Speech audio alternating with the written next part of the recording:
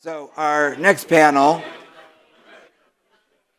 is going to be focusing on the role of Chief Data Officer. For those of you who've been around a while, the newcomers feel like we've always had Chief Data Officers, but it's actually a relatively new role, certainly taking on a new importance as we put data at the center of so much of what we do. And so we're really going to focus on that with our next panel here. We're looking at professional development, we're looking at diversity, access, governance, all the conversations you're used to having about that data.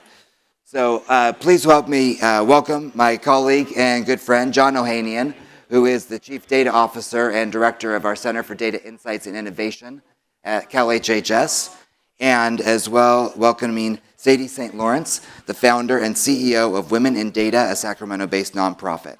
And moderating today, we are going to have Bill Maile, the CEO of Tech California. I'll hand it over to you. Thank you. Thank you, Adam. Appreciate it. I know people are still making their way back to their seats, so thank you. We're trying to stay on time today, so we're going to just get started. Really honored to have the opportunity to moderate this panel with you. So just to get started, in terms, we've heard your titles, and you have interesting backgrounds, diverse and interesting in different ways. And I thought that would just be a good way to start the discussion today.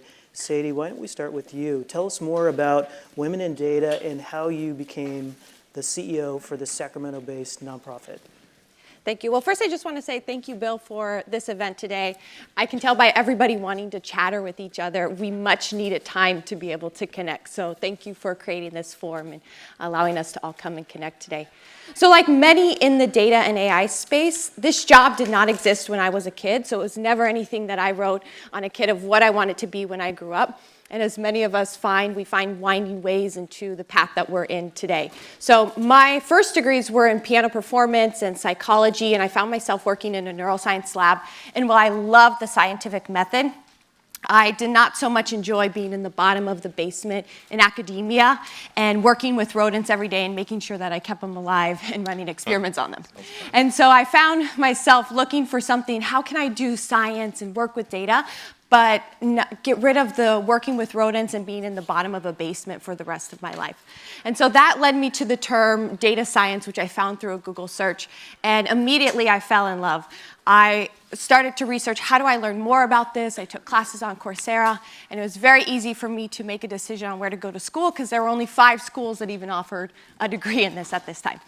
And so I had the pleasure of being able to start the first data science team at VSP. And from that experience, we were going through an analytics transformation. And many of us have heard of the term transformation. We're probably going through a transformation ourselves right now. Some of us may like it, some of us may not like it, because what transformation means is being a change agent. And I completely fell in love with being a change agent. I love being able to teach and to show the art of the possible. And we were able to build some amazing decision models at VSP. And I said, how can I go and do this for more companies? And so that led me into the world of consulting. And so from there, I went on and became an AI strategy consultant for Accenture. And that was my first opportunity to get into public service. I enjoyed my time there very much, working with LA County and on the contact tracing project for the state of California. But what I found was there was oftentimes I was the only female in the room, and there was this incredible lack of diversity in the space. And for me, working in a career in technology had transformed my life. It allowed me to have economic freedom I never thought was possible. It allowed me to explore creativity and create things I never thought was possible. And so I said, how do I create this for others to make sure we're providing that awareness, education, and empowerment? And so Women in Data really was founded from a personal need, my personal need of having a community, because as we all know, we need community to be able to thrive and stay in this space, but more importantly, a vision for equality in the space of data. And so today our mission is very simple. It's to increase diversity in data careers. And to date, we have a community of 60,000 individuals in 55 countries across the globe. and provide everything from awareness in terms of what is possible in a career in data, education and learning pathways and machine learning and analytics and the many, many roles that exist in data careers, and then most importantly, empowerment through leadership training and mentorship. And so this year I've had the pleasure of getting to travel to 8 different countries and speak with individuals in this space. And the one thing that I found is there's this common language of data that we all share. And for me, my personal mission is to help more individuals speak that common language of data so that they can use that as empowerment in their own personal life. Awesome. Excellent. Do you have Thank any rodents currently? Any rodents? Currently? Not that I know of. Okay. Maybe they're coming in now that it's getting a bit colder, though. We do. That's great. Thank you. Good morning, everyone, or good afternoon. John Ohanian, Chief Data Officer, and I've had, it's always interesting to hear people's journeys, and I feel like when we interview new team members or prospective team members, I always want to hear, how did you land here? And it's not something that I would have written on a page either. I'm actually a recovering CPA. My desires as a 1980s-ish baby or teen was computers. And unfortunately, my parents thought that computers were a great hobby, but really, if you want a solid job, if you're going to go to college and spend that money on college, get an accounting degree, which I did. And then worked for KPMG, and in about 3 years, realized I was a square peg in a round hole, and thought, what did I just do? I spent 4 years of college and got my dream job, I thought, and it wasn't. And at that time, technology was somewhat entering the business space, especially in accounting, and consulting appeared to, as something interesting. But unless you did 3 more years of accounting, you couldn't get into the consulting. It's back in that day. And so I actually found myself in a moment thinking, what am I going to do next? And I actually just went and took the first job I could find, which was a CFO role at a community foundation, not really knowing what it was about. And it opened my eyes to the nonprofit community. It was just that time in San Diego where Qualcomm was going public and other tech companies were going public, and a lot of San Diegans were becoming millionaires and billionaires overnight, and they would come to the foundation and we would help them give their money away, which sounded really great to me. And so during that time, I got to work with a number of incredible leaders who were passionate about causes and wanted to start nonprofits, and started ending up in the startup world, both nonprofit and for-profit. Some of these entities had for-profits, but they were social purpose. And about 15 years ago, ended up running a nonprofit in San Diego, and it was focused on delivering social service programs to individuals. And me, myself, had not experienced what the social service sector wasn't something I knew. Public services I was distant from, other than getting my driver's license. But at the same time, my mom was going through some health issues. My grandparents were going through health issues. So as I started working at this nonprofit, which was all about how to connect to services, how to apply folks for benefits like CalFresh, WIC, I was going through my own navigation with my parents and grandparents. And what came true was, here I am. I think that I can do, I can file tax returns, but I couldn't fill out a CalFresh application. And so if I couldn't, how could the thousands of people that were calling our helpline each month, how could they get on their journey? And so through that, I was very fortunate to hire some great people and to work with the community in San Diego, between the county and the other nonprofits, and basically created what was dubbed the first social service information exchange in the country. We then linked in the health information exchange, and we started doing this work of, you call in, we hear your story, we don't give you a bunch of phone numbers, we actually take your application, we transmit it to the county, we then do some outbound work and find out how you are in your journey. If you get picked up and your doctors need additional information and you give us permission, we're able to share with them. Your housing situation might be unstable, so the doctor might treat you differently. And through that work, we were able to get about 250,000 people that were part of this exchange, with about 100 organizations coordinating. And so we actually, at that time, I met the secretary, now my boss, Secretary Galley, and at that time, Lieutenant Governor, then Governor Newsom came down, and we were able to share what we were doing. And just by happenstance, I was in a moment where I needed to move to Northern California to marry the woman of my dreams, who's sitting over there, and got this incredible offer from the secretary to come on board and be his first chief data officer. and to start what is now called the Center for Data Insights and Innovation. And that was in February. It was Valentine's Day, February 2020, and we all know what happened after that. I was supposed to start with I'm a Star Wars geek, so I decided May 4th would be my first day at the state. And beginning of April, got the notice that we needed to quarantine. Obviously, I was going to quarantine in Northern California, so I ended up in the State Operations Center volunteering for the first month of COVID and seeing firsthand what was going on. And, I feel very grateful for the role I have. I also continue to figure out what is that role. This chief officer role, I know we're going to talk about more, but it's been really interesting. It's been very exciting, and I just look around the room and I feel like the work that we've been able to do and some of the setup for what's coming in the next year or two. And I don't know if you want me to talk about it now or after. I can share the two major projects we're working on. Came from a community like this during COVID, being able to pick up the phone and call the other data officers that were around. Call this community. I mean, Secretary Wilkening was one of those people. He happened to be there, so I knew Mike from prior, and just being in a room and understanding who all these individuals were. I mean, everyone had already worked together, and then we went into quarantine, and I showed up, and it was like, where is everybody? And being able to navigate that, I just attest to the fact that no matter who I called, there was a willingness from my colleagues to help and support. And so it was really exciting to walk into. So let me just real quickly talk about the Center for Data Insights. Because of COVID, we delayed launching it, but did launch about two years ago. And coinciding with launching the center, which was really a way for us to put data first, to take all the work that so many of our chief data officers and other data stewards, thousands of them within CalHHS, that had formed working groups, had started initiatives. It was a way to operationalize some of that work so that we could continue that work and advance it in a more strategic way. And so the goal of the Center for Data Insights is really for me, to raise business intelligence for the Secretary of Health and his directors to make critical decisions using the best data possible. At the time that we launched the center, the governor signed AB 133, which is called the Data Exchange Framework. That's a little different. What the Data Exchange Framework is about is the fact that now there are organizations that are mandated to share information. Picture you walk into a doctor's office. What do they typically do? Still nowadays, they're handing you a clipboard, maybe fill out this information. And we know that other providers have our information. So how do we make sure that when an individual is being treated, they have the person who's treating them, the organization that's treating them, has all the relevant information to help them?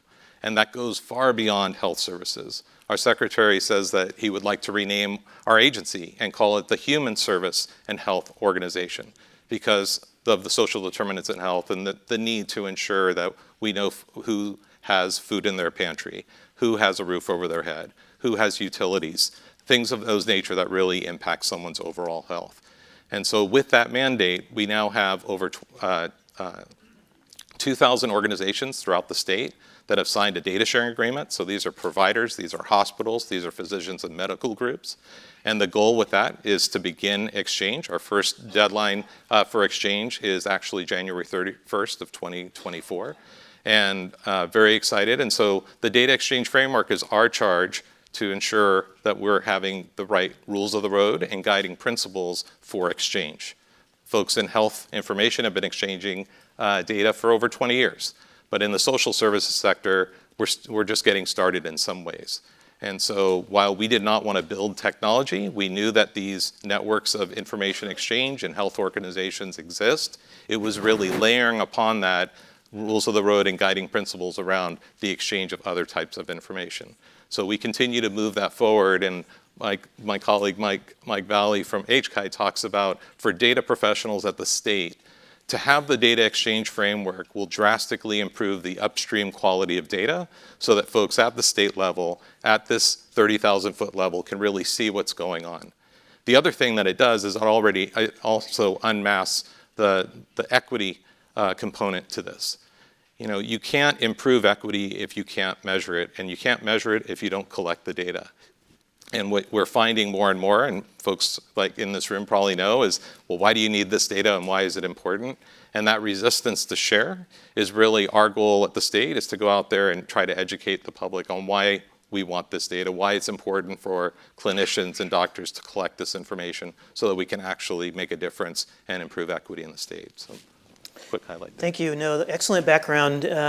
Really interesting. So, talking about the title, Adam said it. It's fairly new in government. It was not a title that I saw when I was in government, and so I think a lot of people are still learning what it is, and maybe perhaps it's a career path they might want to take if they knew more about it.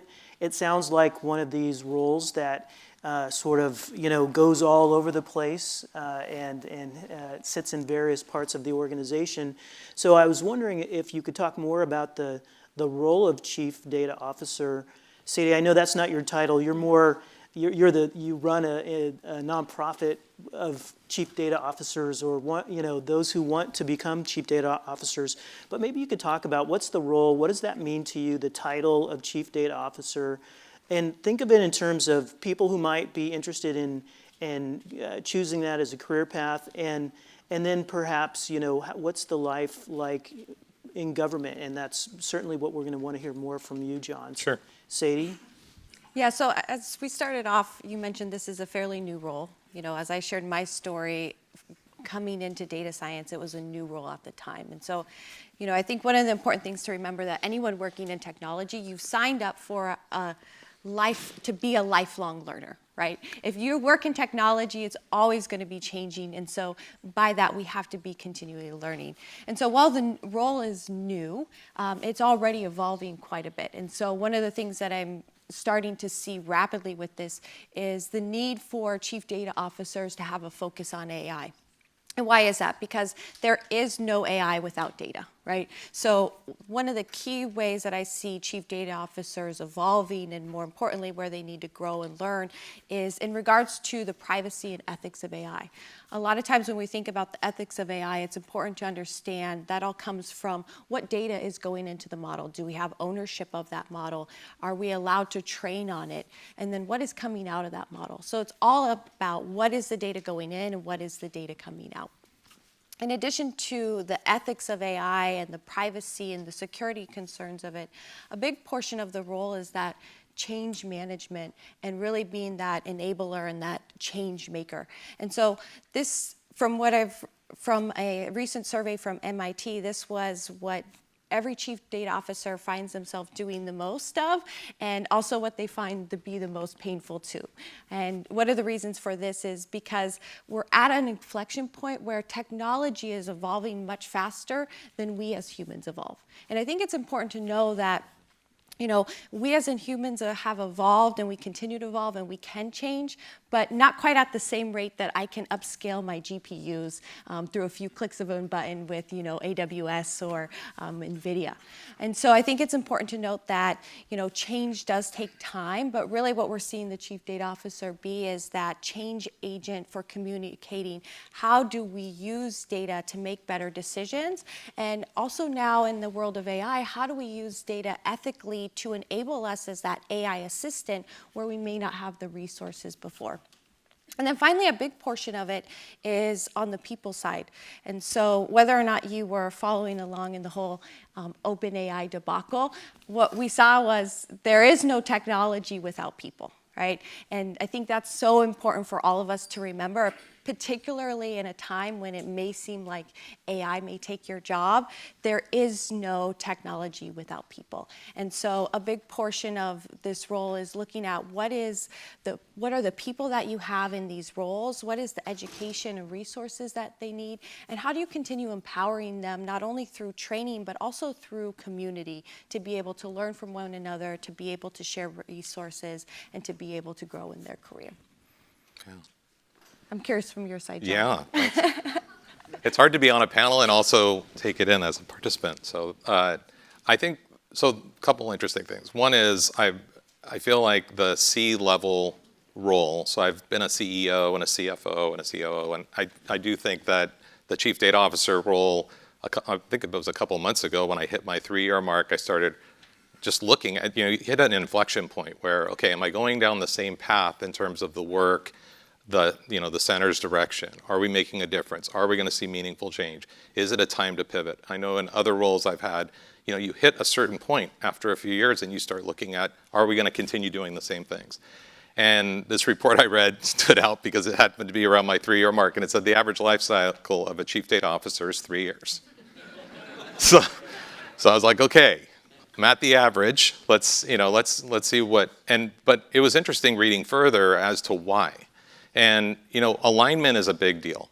You could have the best chief data officer, but what is needed of that chief data officer could be very different from one organization to another. If there's command control, you have it. But in state and in public sector, we know how important relationships are. I heard the word enablement spoken about, communities of practice. And as I look at it, I feel like my role is more, and I shared when we had our intros together, that I don't see myself as a data practitioner in terms of giving respect to the practice of what it is and what I'm not. But I feel I'm, in a lot of ways, a data evangelist. That if I can find ways to excite folks about being in this world, and we can fill a lot of the gaps we have, because we don't have all the professionals we need. Even with our own agency, I hear about hundreds of jobs in the data IT field that we're trying to fill. So what could we do? And I want to give a shout out to Secretary Tong and ODI who worked, and we worked on some career fairs, and we tried to pilot some things. Our undersecretary is big on CDI incubating and innovating ideas and getting quickly to, is it a pass or a fail? We can fail on certain things. We can lean on other partners where they take leadership roles. And so I will say that when I look at ODI, I see us as a symbiotic. If there's areas in data that they are focusing on, it's great because now we can help amplify what they're working on throughout our agency. We have 34,000 employees. It's just that motivation of getting folks engaged, raising the importance of data. So publishing reports and having dashboards that directors can all use using the same data from various departments, but all speak from the same tool, if you will. Piloting projects. I'm excited about generative AI, another way that we can incubate some things within. And in the data field, it's incredible what you can do with data visualizations. It almost makes dashboards irrelevant. You can create the dashboard of the day with the Gen AI tool, and back to your point, the real tie. So my goal is to ensure that things like data standards, which continue to develop especially around the area of equity, that we have communities of practice from data research, data analysis, now looks like AI as well, and really have that come alive. It can withstand my role here, so that just as I followed some huge shoes to fill, I can prepare and think about what does that chief data officer role need to be like in 10 years, and am I and is our team focused on the right things that are steps towards that? Because when I hear Secretary Wilkening talk about that 10 years, it sounds like such a long time from now, but we know how quickly we can get there. So are we trying to get some things done today to show value and to actually help assist this data community that needs a lot of assistance in some cases? Some of our departments are huge and don't need that data support. Others do. And what are some of the long plays that we can put in place now so that in 3 or 5 years, they're not having the same conversation about the problems that exist? I want to add on to one thing, please. John said, which I think is great about the collaboration side of things. And you made such a great point that we have to collaborate with many stakeholders. And I think it's so important to realize that working in the field of data is a team sport, right? Whether it's all the different roles that you have on your team to build and ship a product to life, from data engineering to data science to analysis to data product management. Add data in front of any word, it's a new job now, pretty much. Yeah. To let alone what Jeff was talking about in the prior session in terms of having to work with marketing, right? So maybe you've built this fantastic model, but where do we put it, and where do we put that output, and how do we communicate that with others, and having to work with multiple departments. And so I think that's just such a great point that you made in terms of the collaboration that's necessary. And also why I love forums like this is because it allows us to collaborate from private and public and nonprofit sectors to come together and be able to understand what are those best practices, and more importantly, how do we make sure that we have that common goal so that we're delivering value continually. Terrific. How are we doing on time? Still have a few minutes to do some questions? We got a time limit. Oh, okay, good. 7 minutes. All right. Well, let's. You all think of your questions now. My next question is about the career path and skill set of a chief data officer, or the kinds of things that a successful chief data officer needs to do, or possess to be successful. What makes a good chief data officer? Well, I can start. I go back to it really depends on what your business is. I really do believe that. I think that and the size and scope, I think, comes into play.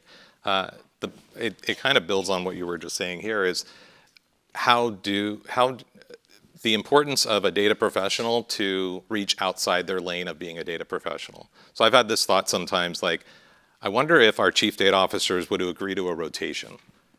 Right? Everyone switched jobs for a month, a week, whatever you want to call it, to see the world, because I feel like, you may bring 5 or 6 data officers together to try to put together one puzzle, but there's inherent biases. We all, once we sit in a seat, I still feel like the new guy, but I know I'm not when I look around and see the changing landscape just in the last 3.5 years. But it is this mode of, well, what if I was the chief data officer of one of our agency departments? Would I receive what I'm trying to share differently? So I think maybe it's the euphemism of putting yourself in someone else's shoes, but maybe a rotation would be a good idea because it keeps things fresh. We can look at things with different eyes. And the other part is outside of even technology and data. I've heard folks say it would be great if some of our data officers spent time in the legislative office and understood what type of stories, data's not data, data are stories. I spoke a little bit about, taking care of my mom, and that's a big driver for me. When I think about things that aren't working well, I always come back to that. And in some cases, I'm excited at progress that's been made, and in some cases, I know just locally and where I lived, it was so minuscule that it was still painful to watch folks go through something like that. So I feel maybe I've hit another area of what a data officer needs is passion. Passion for a person, an individual. It may be 1,000 on a chart and one little person, but okay, what is that? And who's that experience? And is there learning in that? So I do think that the path is great. I think people who come into any role, a CFO, a CDO, the more diverse your path is, the less traditional your role is to getting there. I think you bring something unique that someone else doesn't. And then what I try to do is lean on a lot of the real skilled data professionals to help translate the things that I don't get, or I didn't understand, or I didn't come from. And together, it's more powerful than if I had that background. Great. Sadie, thoughts? Yes to everything John said, and I'll add on to that, which is you have to be focused on delivering value. I love data so much, but at the end of the day, data in and of itself does nothing for us, right? Data here is a tool that needs to be used to deliver value to the business, to people, to agencies. And so for me, what is most important is making sure that that is always at the forefront. While there's always work that needs to be done in platform migrations and updates and improvements to data governance and data literacy, it first comes down to how do you show value quickly and get more people involved, because there's so much work that needs done. A big portion of this is not something that an individual data team will do, but truly democratizing that data and working with data. And we live in a great age in 2023 where the tools are readily available and here to assist us. But now is the time to be able to really tap into that. So I think it's delivering value right away, making sure that you're providing the access to democratize data so more people can have the right access to the right data at the right time.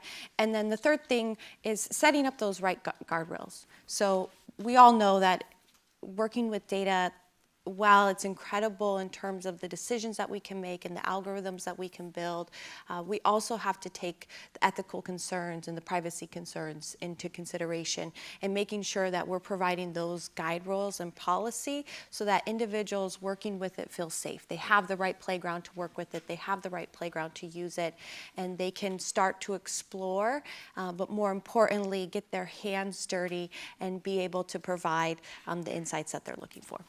Excellent. Okay, so I'm told we have 2 minutes. I think we could get a couple of questions maybe in 2 minutes. If you're interested in asking a question, Megan has a microphone at the back of the room. Raise your hand. Okay, down here.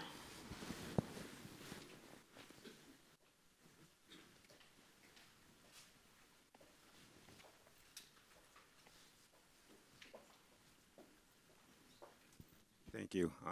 I'm David Hunter with Worldwide Technology.